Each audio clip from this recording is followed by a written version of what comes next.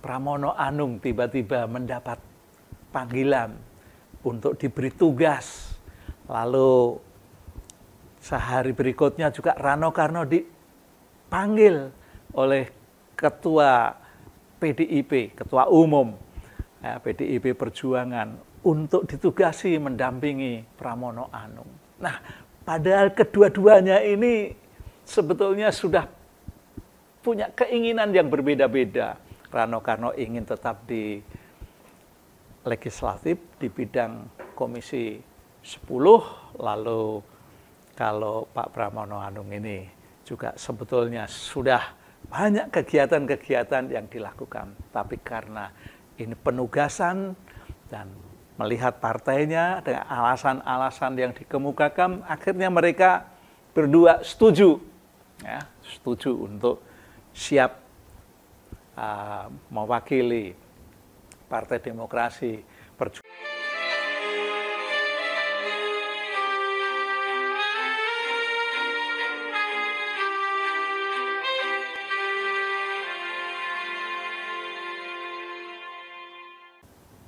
Keputusan MK nomor 60 dan 70 yang dikeluarkan saat menjelang pendaftaran pemilu kada serentak di seluruh Indonesia ini ternyata mampu merubah eskalasi dalam perpolitikan di Indonesia.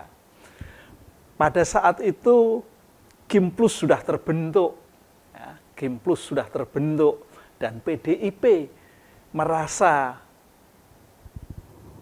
sendirian, tidak ada kawannya. Namun karena keputusan itulah terjadi perubahan yang signifikan, ya. Dan semua partai yang tadinya sudah ada di dalam Gimplus ternyata bisa berubah dalam waktu yang sangat cepat. Misalnya saja, ya, ketika PDIP mengusung Airin dan tidak lama kemudian dalam waktu 1 hari Partai Golkar yang tadinya sudah melepas, ya, Airin, meninggalkannya, tiba-tiba kembali dan berani lepas dari Gimplus. Nah, ini ada sebuah pertanda bahwa eskalasi itu berubah secara cepat. Begitu halnya dengan pemilihan pengusungan calon gubernur di Jawa Timur. Ya, PKB tiba-tiba juga mencalonkan sendiri calonnya. Ya, artinya apa? PKB juga berani melepas dengan Gimplus. Di Jawa Barat juga sama. Nasdem dan PKS juga mengusung calonnya sendiri. Dan ini artinya juga lepas dari Gimplus. Dan Gimplus atau Gim sendiri dalam arti yang luas juga bisa bergeser karena tatanan yang sifatnya sementara itu berubah gara-gara ada eskalasi yang sangat mempengaruhi kondisi perpolitikan di Indonesia. Dan yang lebih-lebih lagi yaitu Partai PDIP yang membuat sebuah kejutan yang sangat luar biasa. Sejak dari awal Anies Baswedan yang memiliki elektabilitas tinggi oleh Ketua DPP Puan Maharani juga dinyatakan perlu dipertimbangkan. Ya. Lalu pada akhir-akhirnya jelang-jelang pendaftaran itu ada persoalan, ada Anies datang ke DPD PDIP Jakarta, ya, untuk sholat, lalu sedikit berkomunikasi, dan itu semua juga menjadikan perubahan-perubahan yang sangat cepat. Dan pada saat Rano Karno juga akan didampingkan dengan Anies karena sudah pernah foto bersama, tiba-tiba juga tidak diumumkan oleh Ketua Partai Demokrasi Indonesia Perjuangan pada saat bersama-sama mengemukakan tentang 6 calon dari provinsi yang ada di Indonesia untuk wakilnya. Begitu juga dengan yang lainnya di tingkat kabupaten dan kota, itu juga nama Rano Karno dan Anies juga tidak muncul. Nah, ternyata pada hari-hari jelang pengumuman untuk mendaftarkan pada tanggal 27, 28, 29 itu, Pramono Anung tiba-tiba mendapat panggilan untuk diberi tugas. Lalu sehari berikutnya juga Rano Karno dipanggil oleh Ketua PDIP, Ketua Umum PDIP Perjuangan, untuk ditugasi mendampingi Pramono Anung. Nah, padahal kedua-duanya ini sebetulnya sudah punya keinginan yang berbeda-beda.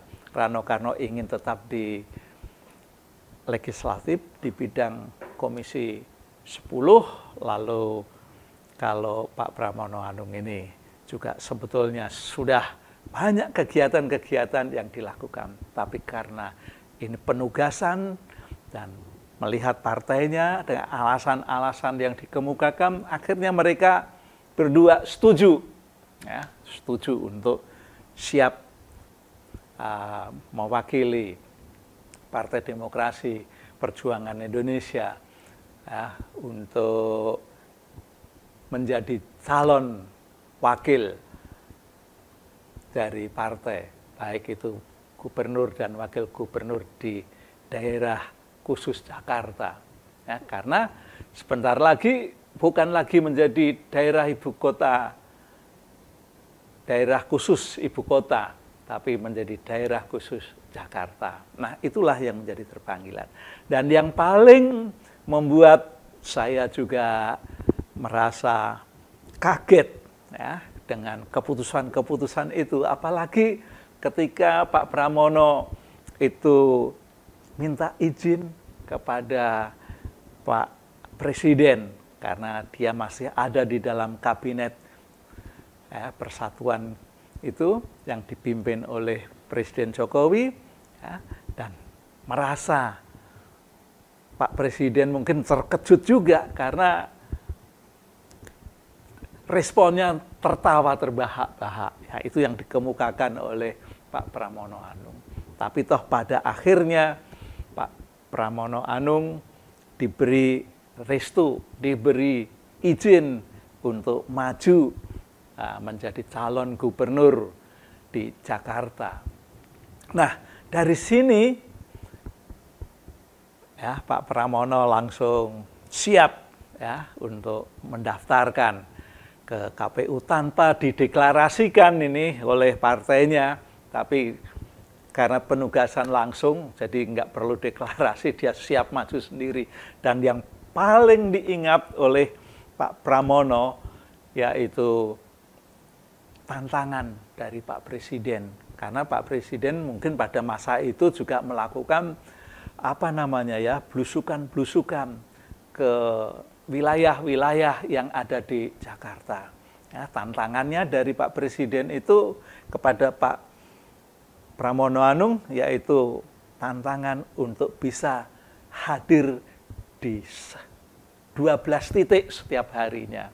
Nah, begitu selesai Pak Pramono Anung mendaftar bersama Bang Dul, langsung menghubungi DPD PDIP Jakarta. Tolong dibantu, disiapkan, dijadwalkan, saya akan langsung untuk datang ke titik-titik tertentu yang jumlahnya setiap hari 12 itu.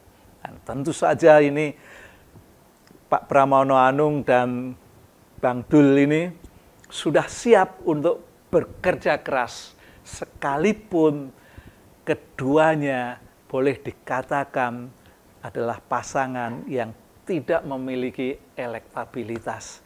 Karena Pak Pramono maupun Rano Karno ini tidak ada calon jauh-jauh hari, tidak ada suara untuk dicalonkan. apalagi Pak Pramono Anung ini juga jarang sekali atau boleh dikatakan tidak pernah tampil di televisi, di wawancara, itu tidak pernah. Ya.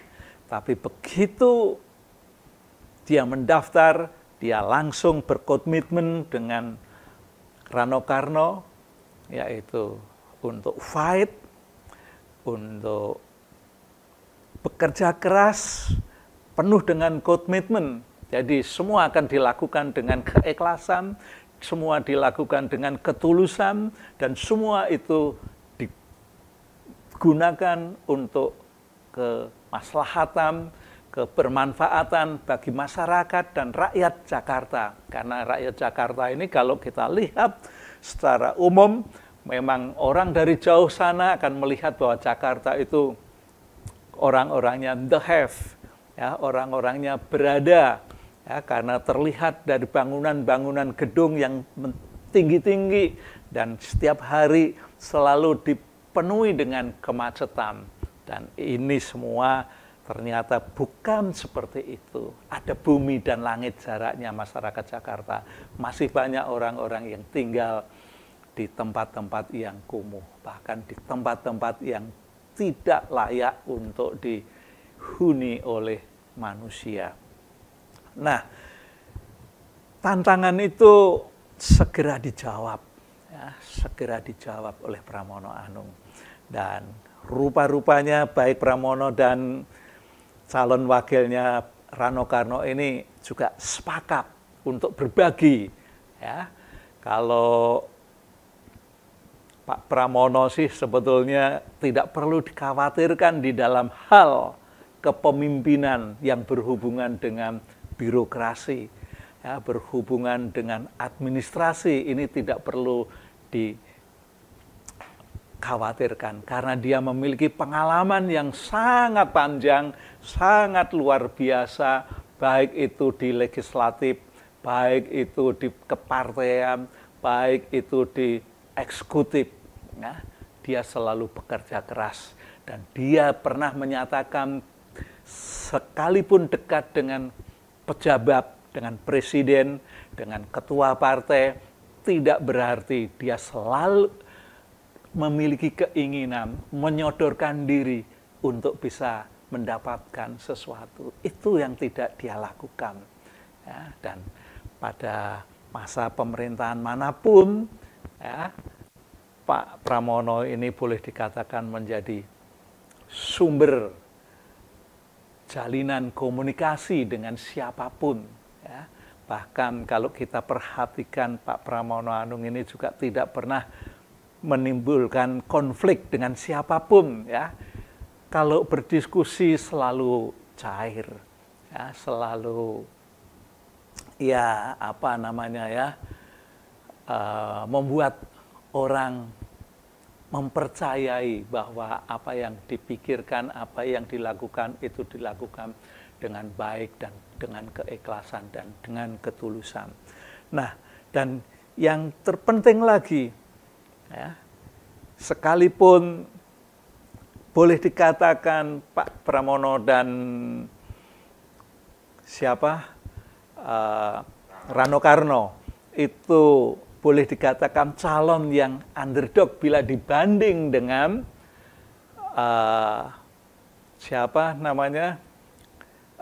tokoh Ridwan Kamil itu yang diusung oleh Kim, ya, diusung oleh Kim. Ya.